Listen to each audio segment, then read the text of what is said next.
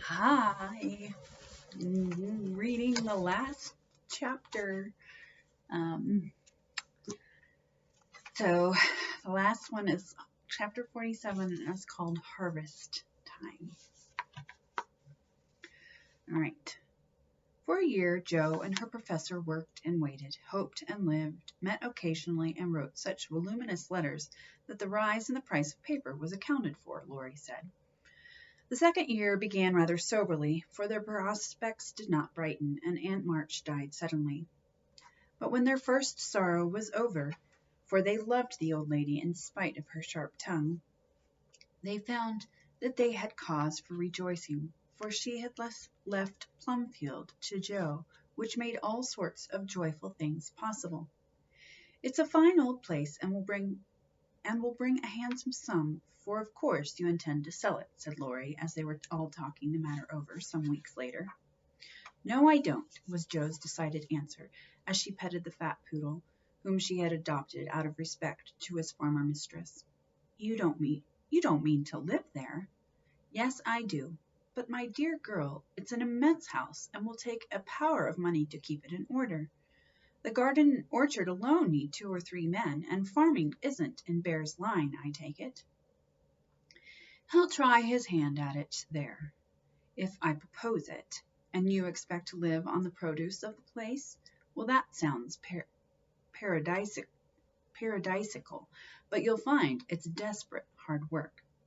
The crop we are going to raise is a profitable one, and Jo laughed. Of what is this fine crop to consist, ma'am? Boys. I want to open a school for little lads, a good, happy, home-like school, with me to take care of them and Fritz to teach them. There's a truly Joan plan for you. Isn't that just like her? Cried Laurie, appealing to the family, who looked as much surprised as he. I like it, said Mrs. March decidedly. So do I, added her husband, who welcomes the thought of a chance for trying the Socratic method of education on modern youth. It will be an immense care for Jo, said Meg, stroking the head of her one all-absorbing son.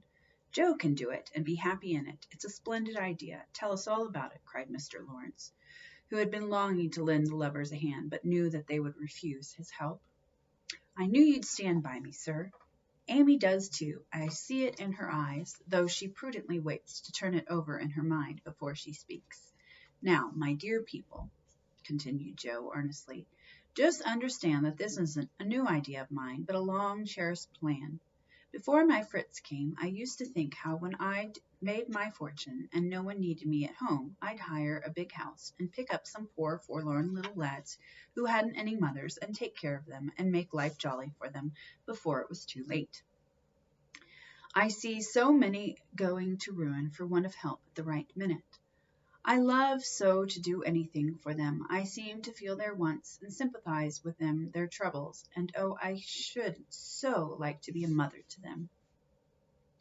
Mrs. March held out her hand to Jo, who took it, smiling, with tears in her eyes, and went on in the old, enthusiastic way, which they had not seen for a long while. I told my plan to Fritz once, and he said it was just what he would like, and agreed to try it when we got rich. Bless his dear heart, he's been doing it all his life, helping poor boys, not getting rich. That he'll never be. Money doesn't stay in his pocket long enough to lay up any, but now, thanks to my good old aunt, who loved me better than I ever deserved, I'm rich, at least I feel so, and we can live at Plumfield perfectly well if we have a flourishing school. It's just the place for boys. The house is big, and the furniture strong and plain. There's plenty of room for dozens inside, and splendid grounds outside. They could help in the garden and orchard. Such work is healthy, isn't it, sir? Then Fritz can train and teach in his own way, and father will help him. I can feed and nurse and pet and scold them, and mother will be my standby. I've always longed for lots of boys and never had enough. Now I can fill the house full and revel in the little dears to my heart's content. Think what luxury! Plumfield, my own, and a wilderness of boys to enjoy it with me. As Jo waved her hands and gave a sigh of rapture, the family went off into a gale of merriment, and Mr. Lawrence laughed till they thought he'd have an apoplectic fit. I don't see anything funny, she said gravely, when she could be heard. Nothing could be more natural or proper than for my professor to open a school and for me to prefer to reside on my own estate. She is putting on airs already, said Laurie, who regarded the idea in the light of a capital joke. But may I inquire how you intend to support the establishment? If all the pupils are little ragamuffins, I'm afraid your crop won't be profitable in a worldly sense, Mrs. Bear. Now don't be a wet blanket, Teddy. Of course I shall have rich pupils also, perhaps begin with such altogether. Then, when I've got a start, I can take a ragamuffin or two, just for relish. Rich people's children often need care and comfort, as well as poor. I've seen unfortunate little creatures left to servants, or backward ones pushed forward, when it's really cruelty. Some are naughty through mismanagement or neglect, and some lose their mothers. Besides, the best have to get through the hobbledehoy age. That's a fun word, hobbledehoy. And that's the very time they need most patience and kindness. People laugh at them and hustle them about, try to keep them out of sight, and expect them to turn all at once from pretty children into fine young men. They don't complain much, plucky little souls, but they feel it. I've been through something of it, and I know all about it. I've a special interest in such young bears, and like to show them that I see the warm, honest, well-meaning boys' hearts, in spite of the clumsy arms and legs and the topsy-turvy heads. I've had experience, too, for haven't I brought up one boy to be a pride and honor to his family? I'll testify that you tried to do it, said Laurie, with a grateful look. And I've succeeded beyond my hopes, for here you are, a steady, sensible businessman, doing heaps of good with your money and laying out the blessings of the poor instead of dollars. But you are not merely a businessman. You love good and beautiful things, enjoy them yourself, and let others go halves, as you always did in the old times. I am proud of you, Teddy, for you get better every year, and everyone feels it, though you won't let them say so. Yes, and when I have my flock, I'll just point to you and say, there's your model, my lads. Poor Laurie didn't know where to look, for, man though he was, something of the old bashfulness came over him as this burst of praise made all faces turn approvingly upon him. I say, Joe, that's rather too much, he began, just in his old boyish way. You have all done more for me than I can ever thank you for, except by doing my best not to disappoint you. You have rather cast me off lately, Joe, but I've had the best of help, nevertheless. So if I've got on at all, you may thank these two for it. And he laid one hand gently on his grandfather's white head and the other on Amy's golden one, for the three were never far apart. I do think that families are the most beautiful things in all the world, burst out Joe, who was in an unusually uplifted frame of mind just then. When I have one of my own, I hope it will be as happy as the three I know and love the best. If John and my Fritz were only here, it would be quite a little heaven on earth, she added more quietly. And that night, when she went to her room after a blissful evening of family councils, hopes, and plans, her heart was so full of happiness that she could only calm it by kneeling beside the empty bed, always near her own, and thinking tender thoughts of Beth. It was a very astonishing year altogether, for things seemed to happen in an unusually rapid and delightful manner. Almost before she knew where she was, Jo found herself married and settled at Plumfield. Then a family of 6 or 7 boys sprung up like mushrooms and flourished surprisingly, poor boys as well as rich, for Mr. Lawrence was continually finding some touching case of destitution and begging the Bears to take pity on the child, and he would gladly pay a trifle for its support. In this way the sly old gentleman got round proud Jo, and furnished her with the style of boy in which she was most delighted. Of course, it was uphill work at first, and Jo made queer mistakes, but the wise professor steered her safely into calmer waters, and the most rampant ragamuffin was conquered in the end. How Jo did enjoy her wilderness of boys, and how poor dear Aunt March would have lamented had she been there to see the sacred precincts of prim, well-ordered Plumfield overrun with Toms, Dicks, and Harrys. There was a sort of poetic justice about it, after all, for the old lady had been the terror of the boys for miles around, and now the exiles feasted freely on forbidden plums, kicked up the gravel with profane boots unreproved, and played cricket in the big field where the irritable cow with a crumpled horn used to invite rash youths to come and be tossed. It became a sort of boys' paradise, and Laurie suggested that it should be called the Bear Garden, as a compliment to its master and appropriate to its inhabitants. It never was a fashionable school, and the professor did not lay up a fortune, but it was just what Jo intended it to be, a happy, home-like place for boys who needed teaching, care, and kindness. Every room in the big house was soon full. Every little plot in the garden soon had its owner. A regular menagerie appeared in barn and shed, for pet animals were allowed. And 3 times a day Jo smiled at her Fritz from the head of a long table lined on either side with rows of happy young faces, which all turned to her with affectionate eyes, confiding words, and grateful hearts, full of love for Mother Bear. She had boys enough now, and did not tire of them, though they were not angels by any means, and some of them caused both Professor and Professorin much trouble and anxiety. But her faith in the good spot which exists in the heart of the naughtiest, sauciest, most tantalizing little ragamuffin gave her patience, skill, and in time success. For no mortal boy could hold out long with Father Bear shining on him as benevolently as the sun, and Mother Bear forgiving him 70 times 7. Very precious to Jo was the friendship of the lads, their penitent sniffs and whispers after wrongdoing, their droll or touching little confidences, their pleasant enthusiasms, hopes, and plans, even their misfortunes, for they only endeared them to her all the more.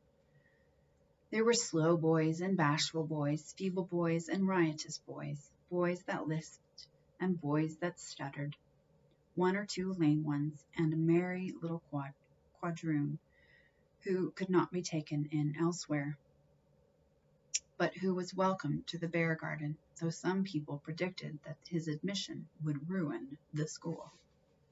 Yes, Jo was a very happy woman there, in spite of hard work, much anxiety, and a perpetual racket. She enjoyed it heartily, and found the applause of her boys more satisfying than any praise of the world, for now she told no stories except to her flock of enthusiastic believers and admirers. As the years went on, 2 little lads of her own came to increase her happiness, Rob, named for Grandpa, and Teddy, a happy-go-lucky baby who seemed to have inherited his papa's sunshiny temper as well as his mother's lively spirit. How they ever grew up alive in that whirlpool of boys was a mystery to their grandma and aunts, but they flourished like dandelions in spring, and their rough nurses loved and served them well. There were a great many holidays at Plumfield, and one of the most delightful was the yearly apple picking, for then the Marches, Lawrences, Brooks, and Bears turned out in full force and made a day of it. 5 years after Jo's wedding, one of these fruitful festivals occurred, a mellow October day when the air was full of an exhilarating freshness which made the spirits rise and the blood dance healthily in the veins. The old orchard wore its holiday attire, goldenrod and asters fringed the mossy walls, grasshoppers skipped briskly in the sere grass, and crickets chirped like fairy pipers at a feast. Squirrels were busy with their small harvesting, birds twittered their adieu from the alders in the lane, and every tree stood ready to send down its shower of red or yellow apples at the first shake. Everybody was there. Everybody laughed and sang, climbed up and tumbled down, Everybody declared that there never had been such a perfect day or such a jolly set to enjoy it, and everyone gave themselves up to the simple pleasures of the hour as freely as if there were no such thing as care or sorrow in the world. Mr. March strolled placidly about, quoting Tusser, Cowley, and Columella to Mr. Lawrence, while enjoying the gentle apple's winy juice. The professor charged up and down the green aisles like a stout Teutonic knight, with a pole for a lance, leading on the boys, who made a hook and ladder company of themselves, and performed wonders in the way of ground and lofty tumbling. Laurie devoted himself to the little ones, rode his small daughter in a bushel basket, took Daisy up among the birds' nests, and kept adventurous Rob from breaking his neck. Mrs. March and Meg sat among the apple piles like a pair of pomonas, sorting the contributions that kept pouring in, while Amy, with a beautiful motherly expression in her face, sketched the various groups and watched over one pale lad who sat adoring her with his little crutch beside him.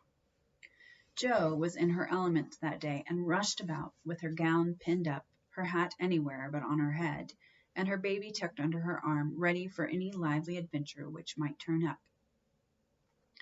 Little Teddy bore a charmed life, for nothing ever happened to him, and Jo never felt any anxiety when he was whisked up into a tree by one lad, galloped off on the back of another, or supplied with sour russets by his indulgent papa, who labored under the Germanic delusion that babies could digest anything, from pickled cabbage to buttons, nails, and their own small shoes.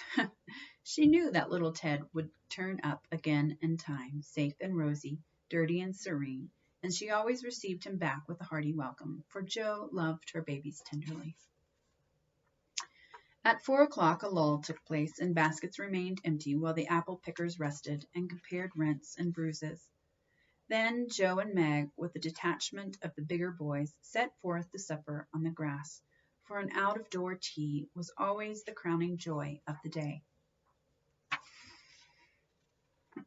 The land literally flowed with milk and honey on such occasions, for the lads were not required to sit at a table, but allowed to partake of refreshments as they liked, freedom being the sauce best loved by the boyish soul.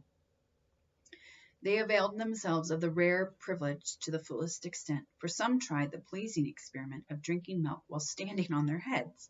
Others lent a charm to leapfrog by eating pie in the pauses of the games. Cookies were sown broadcast over the field, and apple turnovers roosted in the trees like a new style of bird. The little girls had a private tea party, and Ted roved among the edibles at his own sweet will. When no one could eat any more, the professor proposed the first regular toast, which was always drunk at such times.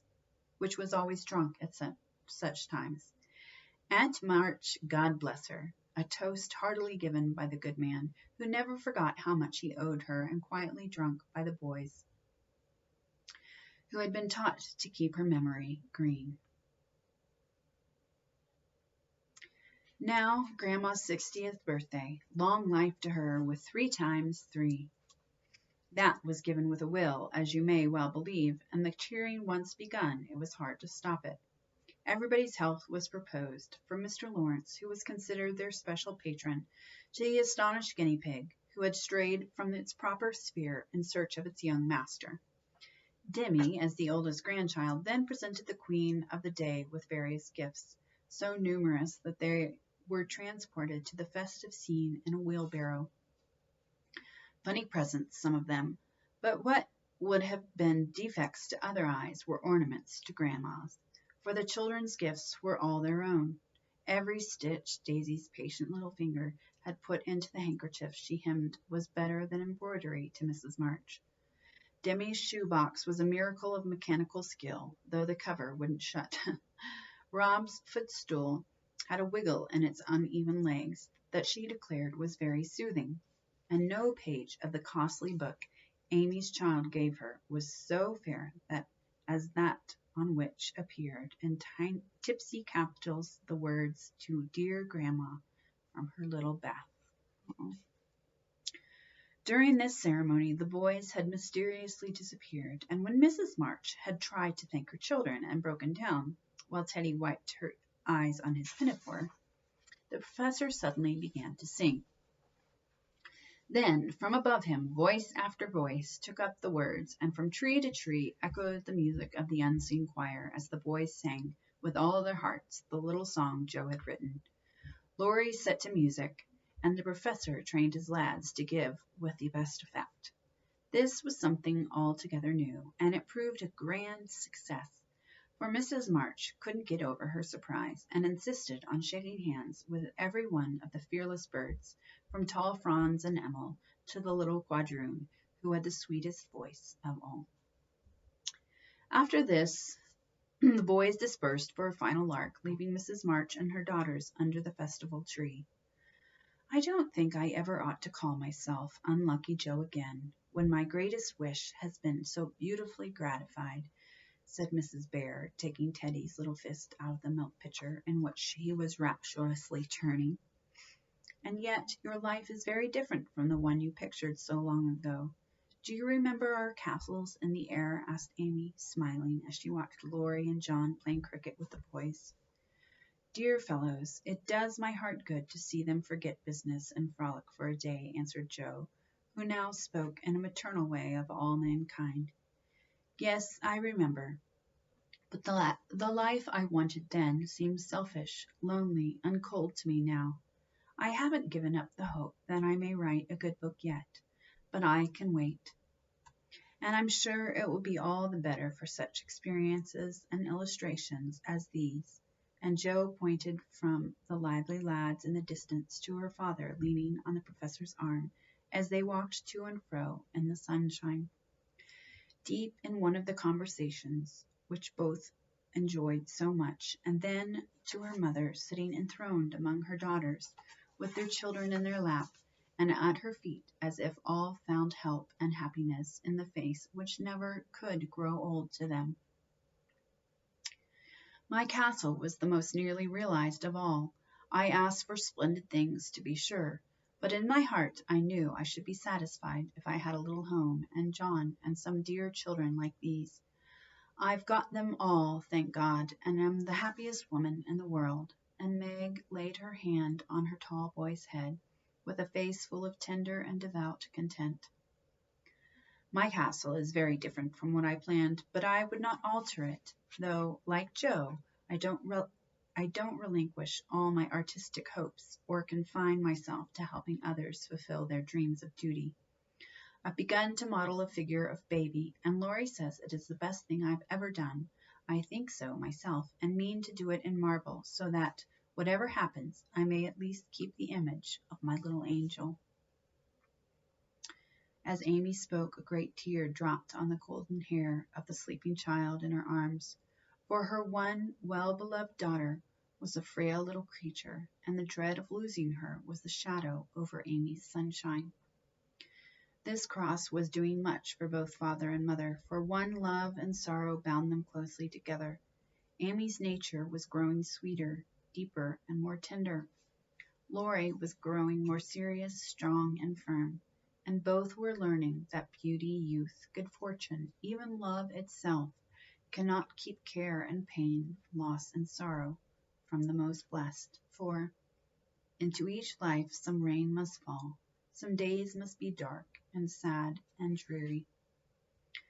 She is growing better, I am sure of it, my dear. Don't despond, but hope and keep happy, said Mrs. March, as tender-hearted Daisy stooped from her knee to lay her rosy cheek against her little cousin's pale one. I never ought to, while I have you to cheer me up, Marmee, and Laurie to take more than half of every burden, replied Amy warmly. He never lets me see his anxiety, but is so sweet and patient with me, so devoted to Beth, and such a stay and comfort to me always that I can't love him enough. So in spite of my one cross, I can say with Meg, thank God, I'm a happy woman. There's no need for me to say it, for everyone can see that I'm far happier than I deserved, added Jo, glancing from her good husband to her chubby children tumbling on the grass beside her. Fritz is getting grayer and stout. I'm growing as thin as a shadow, and am 30. We never shall be rich, and Plumfield may burn up any night, for that incorrigible Tommy Bangs will smoke sweet fern cigars under the bedclothes, though he's set himself afire 3 times already. But in spite of these unromantic facts, I have nothing to complain of, and never was so jolly in my life. Excuse the remark, but living among boys, I can't help using their expressions now and then. Yes, Joe, I think your harvest will be a good one, began Mrs. March, frightening away a big black cricket that was staring Teddy out of her countenance. Not half so good as yours, Mother. Here it is, and we never can thank you enough for the patient sowing and reaping you have done, cried Joe with a loving impetuosity which she never could outgrow. I hope there will be more wheat and fewer tares every year, said Amy softly. A large sheaf, but I know there's room in your heart for it, Marmee dear, added Meg's tender voice. Touched to the heart, Mrs. March could only stretch out her arms as if to gather children and grandchildren to herself, and say with face and voice full of motherly love, gratitude, and humility, "Oh, my girls, however long you may live, I never can wish you a greater happiness than this." And that's the end of the book. I hope you liked it as much as I did. It was fun to read again. It's been a long time, and it's just as good now. So, that is Little Women. I will hopefully see you soon. Bye.